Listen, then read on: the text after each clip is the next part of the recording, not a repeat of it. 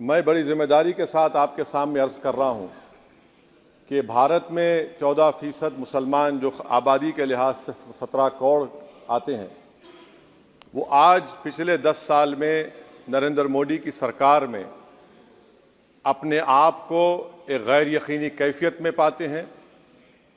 अपने सोचते हैं कि हमारी शनाख्त को ख़तरा है, हमारे वजूद को ख़तरा है।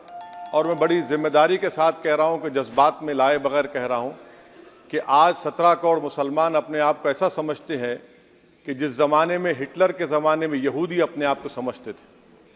और उसकी मैं बताता हूँ क्यों समझते हैं, बताता हूँ आपको चंद मिनट में। सर, मिसाल के तौर पर आप देखिए खुतबे सदारत के हिस्से तहरीर का 32वां पैराग्राफ 32 पैराग्राफ में ड्रॉप आउट रेट का जिक्र हुआ, स्कूलों में इंदराज यानी एनरोलमेंट का जिक्र हुआ, एससीज का नाम लिया गया, एसटीज का नाम लिया गया, ओबीसीज का नाम लिया गया, लफ्ज़ अक़लियत का नाम नहीं लिया गया, मुसलमान तो छोड़िए। और सबसे ज़्यादा ड्रॉप आउट इस मुल्क में अगर स्कूलों में है तो मुसलमानों में है। सबसे कम एनरोलमेंट अगर है तो मुसलमानों में हायर एजुकेशन में। गवर्नमेंट का डेटा है सर कि मुसलमानों का जो स्टूडेंट ड्रॉप आउट है वो 14.42 से क्लास 1 से शुरू होता और वो क्लास 6 और 8 को पहुंचे अब तक वो 10.76 को पहुंचता है। ये गवर्नमेंट का डेटा है, यानी क्लास 1 से क्लास 6 से 8 तक ये हाल है। आपने क्या किया सर इस बजट में? प्री मैट्रिक स्कॉलरशिप को सिर्फ 9th क्लास तक महदूद कर दिया और इसमें आपने पैसे कम कर दिए प्री मैट्रिक स्कॉलरशिप में। और सर 2022-23 का बजट आप देखिए, 5026 करोड़ रुपए दिए गए थे, जिसमें से सिर्फ 663 करोड़ इस्तेमाल हुए। अब आप आ जाइए सर, AISHE का डेटा है कि हायर एजुकेशन में मुसलमानों का 8.5 ड्रॉप आउट रेट हुआ है। 2020-21 में गवर्नमेंट का डेटा बता रहा है कि 1,80,000 मुसलमान हायर एजुकेशन में नहीं है। प्री मैट्रिक स्कॉलरशिप को आपने 423 करोड़ था, उसको आपने इस साल 326 कर दिया। मौन आज़ाद फेलोशिप को 45 करोड़ कर दिया। MCM जो 44 करोड़ था 33 करोड़ कर दिया। बताइए, जो सबसे ज़्यादा जिसका कम्युनिटी का ड्रॉप आउट रेट है और जो हायर एजुकेशन नहीं, उससे आप ये बर्ताव करते हैं। सर, दूसरी बात यह है कि हम ये देख रहे हैं कि 10 साल में इस सरकार में कोई हद नहीं छोड़ी है गलत हुक्मरानी की, नफरतों को भड़काने की, कोई हद नहीं छोड़ी गलत फहमियों को फैलाने की, और कोई हद नहीं छोड़ी इस मुल्क के अवाम नास को तर्क करने की। इस 10 साल में हमने क्या देखा सर? जमहूरियत हमारे वतन अजीज़ की को बचाना बहुत ज़रूरी है। ये गरीबों के लिए और कमज़ोरों की एक बहुत बड़ी ताकत है। मगर 10 साल में 9.5 साल में क्या हुआ? सिर्फ एक शख्स को मजबूत कर दिया गया, एक मजहब को मजबूत कर दिया गया, एक आइडियोलॉजी, एक नज़रिए को मजबूत कर दिया गया, एक शनाख्त को सब शनाख्त के आगे दूसरी शनाख्तों को मिटाने की कोशिश की गई, एक ज़बान को मजबूत कर दिया गया। तो हमारी जमहूरियत तो खोखली हो चुकी है। और सर, कोई भी हुकूमत और पार्टी सिर्फ जबर और इस्तेसाल पर कायम नहीं रह सकती है सर। दूसरा पॉइंट सर जो मैं आपके सामने अर्ज करना चाह रहा हूं, CAA के कानून के ताल्लुक से मरकजी एक वजीर ने अखबार में बयान दिया कि हम 8 दिन में करने वाले हैं। आप 8 दिन में करेंगे, 8 दिन में एहतजाज शुरू होगा मुल्क के कोने कोने में। आप CAA को मजहब से ख़त्म कर दीजिए, मजहब से जोड़ेंगे तो आपका इरादा बुरा है। आप भारत की अक़लियतों को, भारत के मुसलमानों को, दलितों को आप परेशान करने का आपका इरादा है। सर, दूसरी बात यह है कि CAA के खिलाफ क्यों हम हैं? क्योंकि सीमांचल के मुसलमान को आप बांग्लादेशी कहते हैं। कोई मिनिस्टर मुझे कहता है कि घुसपैठी है, रोहिंग्या है। तो CAA को मजहब से जोड़ना गलत था, उसको निकालिए। मगर हमारे देश के प्रधानमंत्री सर, वतन अजीज़ के वज़ीर आज़म, मैं बड़ी जिम्मेदारी के साथ कह रहा हूँ कि मैं अपने बचपने में जब हिस्ट्री पढ़ता था तो मैंने एक स्टैचू की फोटो देखी थी, प्रीस्ट किंग ऑफ मोहनजोदारो। ऐसा लगता है कि वैसा ही लग रहा है कि प्रधानमंत्री नहीं है बल्कि पुजारी सम्राट बन चुके हैं वो। और मैं क्यों कह रहा हूं कि हमारे सदर जमहूरिया ने कहा था कि 22 जनवरी एक तारीखी दिन है, बिल्कुल तारीखी दिन है। 22 जनवरी की बुनियाद 6 दिसंबर 92 को रखी गई। 22 जनवरी की बुनियाद 86 में ताले खोलकर रखी गई। 22 जनवरी की बुनियाद जीबी पंत ने रखी थी, इसीलिए तारीखी दिन है। और तारीखी दिन इसलिए भी है कि सर इसी ऐवान में 16 दिसंबर 1992 को हमने एक रेजोल्यूशन पास किया था। आप बताइए कि आज इस मुल्क में चाहे कोई सेकुलर पार्टी का हो या जो भी हो, वाले सब सेकुलर है, बुरा मैं हूं, किसी में हिम्मत नहीं है कि 6 दिसंबर की बात की जाए। और वो तारीखी दिन इसलिए भी है सर, इंसाफ करने वालों में एक एनसीएलटी के चेयरमैन, एक गवर्नर और एक नामजदशुदा रुकने पार्लियामेंट बैठे हुए थे। अब आप बताइए मेरे पास बचा क्या है? बचा यह है कि आर्टिकल 32 बचा है, जिसको बाबा साहब अम्बेडकर ने दिया। आज मुल्क के 17 करोड़ मुसलमान भारत के वजीर आजम पर एतमाद भरोसा नहीं करते, बिल्कुल नहीं करते, बता रहा हूं, खुल के कह रहा हूं।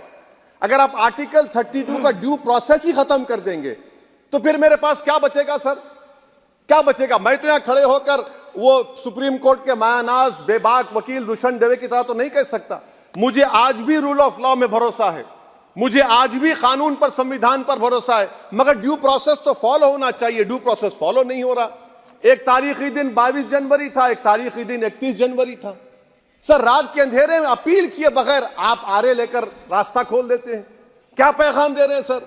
600 साल की मेहरौली की मस्जिद को बगैर को नोटिस दिए आपने डिमोलिश कर दिया। मैं जिम्मेदारी के साथ कह रहा हूं कि भारत के प्रधानमंत्री और उनकी सरकार भारत के मुसलमानों से उनकी शनाख्त को छीनना चाहते हैं। ख्वाजा अजमेरी के आस्थाने पर चादर बिछाइए, मगर आप जो चादर मुझसे छीनना चाह रहे हैं, मेरी मस्जिद है, आप हर मस्जिद को छीनना चाहते हैं। आप बताइए 17 करोड़ मुसलमानों को क्या पैगाम दे रहे हैं आप कि आप हर मस्जिद को छीन लेंगे मुझसे? फिर मेरा वजूद किस माने रखता है? मेरा शनाख्त क्या माने रखता है? रूल ऑफ लॉ क्या माने? अच्छा, 1991 के प्लेसेस ऑफ वर्शिप एक्ट पर क्यों नहीं बोलते आप लोग? आप उस पर कायम है ही नहीं है। आप 500 साल की बात करते, मैं आपसे कहता हूं भाई 500 साल पे मत जाइए, बौद्ध पे जाइए, जैनिज्म पे जाइए, शैविज्म पे जाइए, कहां रुकेंगे? अरे इस देश को आजादी मिली 47 में, संविधान मिला हमको बाबा साहब अम्बेडकर का, बराबरी का। उससे पहले तो राजा रजवाड़े थे, जमहूरियत नहीं थी, लोकतंत्र नहीं था, मगर आप उसको उस बारे में लेके जाते। अरे 500 साल आगे क्या होगा बताइए? आप किसी एक सिविलाइजेशन, सर अंग्रेजी में किसी ने कहा था, civilization can not be rewritten by hatred, history can not be corrected by demolition. आप ये नहीं कर सकते। और मैं उम्मीद करता हूं कि जब मौर्रिख तारीख लिखेगा, नरेंद्र मोदी इस मुल्क में तारीख लिखना चाहते हैं। क्या तारीख लिखना चाहते हैं? कि मैंने इस देश को, गांधी अंबेडकर के देश को मैंने हिंदू राष्ट्र बना दिया। मैं उम्मीद करता हूं कि हमारे भारत के हमारे हिंदू भाई देश के प्रधानमंत्री की सोच को नाकाम करेंगे, उन पर है। अब देखते हैं क्या होता है। सर नेबरहुड फर्स्ट की पॉलिसी है। नेबरहुड फर्स्ट क्या हो रहा है सर? हम सोशल मीडिया के जरिए फॉरेन पॉलिसी चला रहे हैं। मालदीव छोटा मुल्क, वो हमको आंख दिखा रहा है, चीन की गोद में बैठ गया। हमारे लद्दाख में हमारे जो लोग जानवर को लेकर घास चराए जाते, वहां पर चीन की आर्मी आके रोक रही। बताइए, बांग्लादेश चीन की गोद में बैठा हुआ है। आप गैलेंट्री अवार्ड दे रहे हैं, क्यों दे रहे हैं? कि चीन बैठा हुआ है। तो आपका बफर जोन गया कहां भाई साहब? आपका बफर जोन तो कहां गया नहीं मालूम, गायब हो गया बफर जोन। और दूसरी बात सर, आप ये भी देख लीजिए कि यहां पर मैं आपको इंपॉर्टेंट पॉइंट ये बताना चाह रहा हूं सर। ये हम बोलते हैं India middle east economic corridor, कितना पैसा है बताइए? वो नहीं बताया जाता। अच्छा सर, सबसे तकलीफ दे बात मेरे लिए है कि भारत ने यूनेस्को का इलेक्शन पाकिस्तान से हार गया। हम पाकिस्तान से हार गए, ये आपकी फॉरेन पॉलिसी है।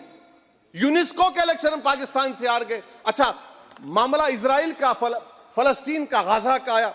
अक्टूबर में 10,000 लोग मर गए, हमने यूएन में सीज फायर की तायीद नहीं की। दिसंबर आया, 20,000 मर गए, तो हमने तायीद कर दी। क्यों तायीद की? क्योंकि ग्लोबल साउथ को हमको फॉलो करना पड़ रहा है। भारत ग्लोबल साउथ को फॉलो कर रहा है। मेरे लिए तकलीफ दे बात है। यह आपकी नाकामी का बहुत बड़ा सबूत है। इसीलिए हम बता रहे हैं कि यह सरकार की बहुत से नाकाम। सर अलीगढ़ मुस्लिम यूनिवर्सिटी, आखिरी पॉइंट, अलीगढ़ मुस्लिम यूनिवर्सिटी, सर आप उत्तर प्रदेश से आते हैं। सर 81 में एक्ट पास हुआ। हमारा लॉ ऑफिसर कोर्ट में कहता है कि मैं पार्लियामेंट के एक्ट को नहीं मानता। कैसे नहीं मानते सर? क्या नरेंद्र मोदी ने पार्लियामेंट को नॉमिनेट किया या पार्लियामेंट ने नरेंद्र मोदी को प्रधानमंत्री बनाया? बताइए। 81 के एक्ट को नहीं मानते।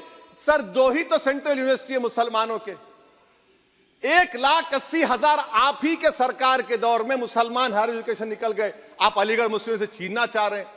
Theory of separation of powers में एग्जीक्यूटिव हमको डिक्टेट करेगा।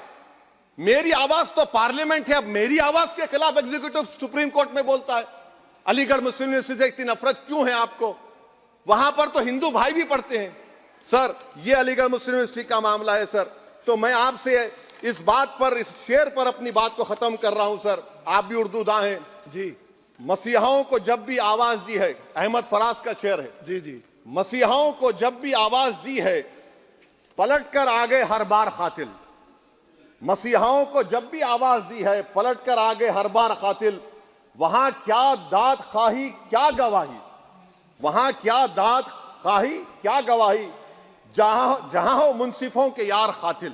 सर, मैं फिर से हुकूमत से मुतालबा करता हूं कि अल्पसंख्यक समाज के बजट के स्कॉलरशिप को आप डिमांड ड्रिवन करिए।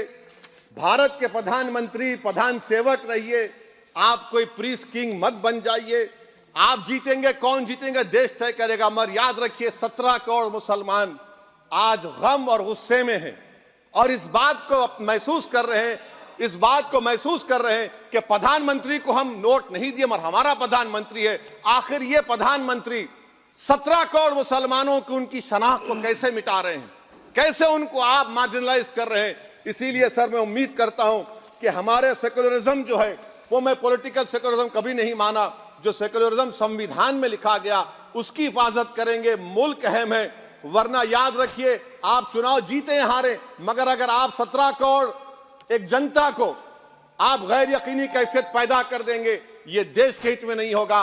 बल्कि हम तो उम्मीद कर रहे हैं कि ड्यू प्रोसेस अदालत फॉलो करेगी। अदालत अगर एक तरफा फैसले करेगी तो गलत होगा सर।